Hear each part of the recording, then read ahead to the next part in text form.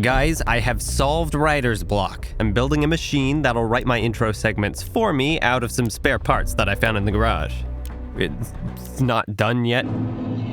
As I expected, this is a heavily Undercity-focused episode, and I'm so happy they did it this way. Getting an extended view of each side of the conflict is a great reminder of how different these societies are, while also drawing quite a few parallels between the two. Both have a governing body that recently lost several members, an extremely dangerous resource that just so happens to power their economy, and a psychologically damaged blue-haired girl with a gun.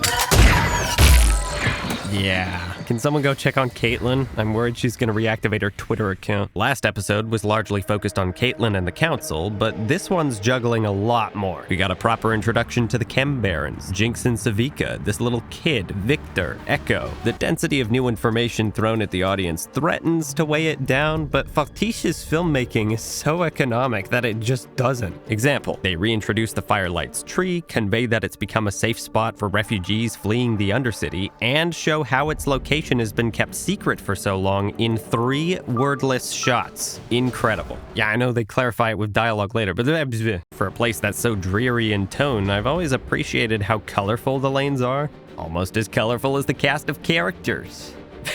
Bro just slapped wheels on a stick and called it a segue. I love how Heimerdinger is a bit of a Heimerdingus. He hasn't got the slightest clue how to do crime, but hey, I respect the commitment. Smeech is an enormous amount of fun. He doesn't get a lot of screen time before they toss him in the blender, but he's got a wonderful vocal performance by Lenny Citrano and utterly hypnotic animation. He's so twitchy. The way he dislocates his wrist to toss a page, the follow through on his ears anytime he turns his head. I could spend hours just watching this guy move. Also, a fun detail I noticed, when he threatens Jinx with the needle, she leans so close that he gets startled and pulls the needle back to avoid sticking her eye, which it would have done. Look at that. Victor's back in the game. Sorta. He doesn't exactly read as human anymore. It's interesting how each step he takes seems to be predetermined, like he's putting his trust in faith instead of science. And there's definitely undertones of religion here, with his staff evoking a shepherd's crook and the beam of light from above. Sidebar, I'm a big fan of the vocal distortion they gave Victor. I sense a charge. Synthetic enough to be eerie, but organic enough so as to not come across as robotic. Like Bastion from hit video game League of Legends, and the shimmering around his body, the fluorescent colors in his eyes. Hey, all I'm saying is that I'm not the only one who's watched the funny Rainbow movie, so what's the deal with the Erd tree? My working theory is that Victor has an internal desire to cure disease, and the Hex Core is responding to it. Only one problem. What would an otherworldly entity's definition of disease even be? Perhaps the disease in question would be organic matter. Why? Well, if you're made of copper and steel, you can't very well catch the flu now, can you? It looks like the Hex Core is swapping out what it reads as corruption with whatever materials it can get a hold of. Though I wonder if materials from the tree are also being used as part of the process, since it's implied to be the only living flora for miles. Moving right along to my favorite part of the episode, the protagonist. And I don't mean the hero.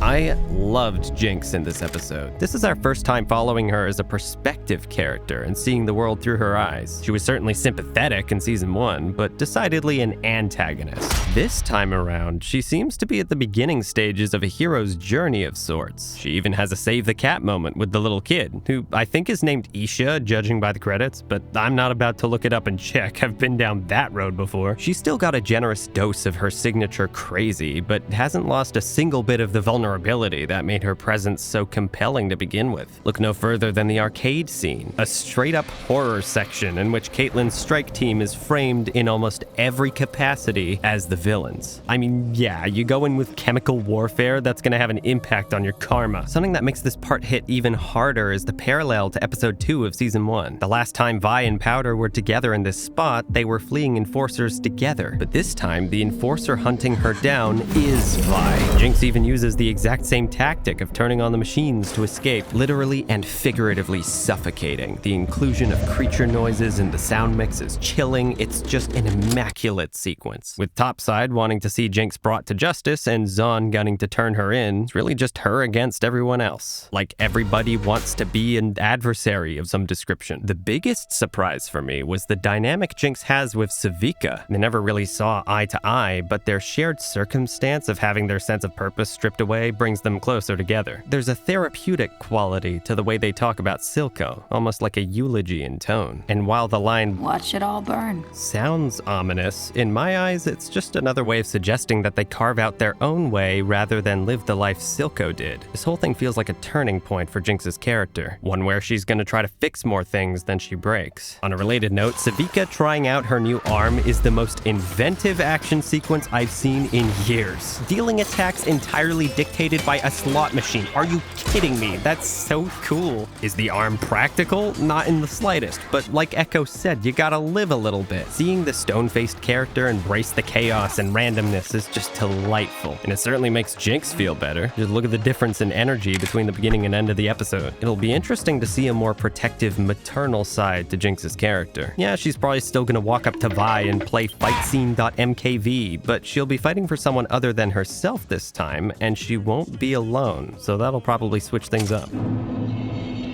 Heimerdinger's antics are good fun, but the carelessness with which he discusses Echo's home didn't quite land for me and felt a touch out of character. So it's, you guys get up to much on the weekend?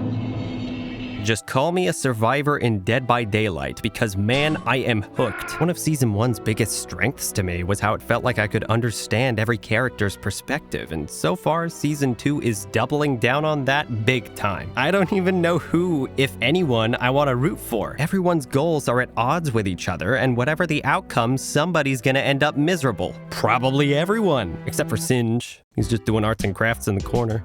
2 weeks in, and I still haven't the slightest idea where they're going with this. I'll have to get back to you on that. My point is, I'm eager to see what happens next, but at the same time, I don't think I'm prepared. I don't even know if people like this season. I've just been flying solo here. Equal parts hyped and terrified, and I don't know how to express that. Editor Soul, put a GIF on the screen or something. I'm gonna go watch episode 3 now. Bye-bye.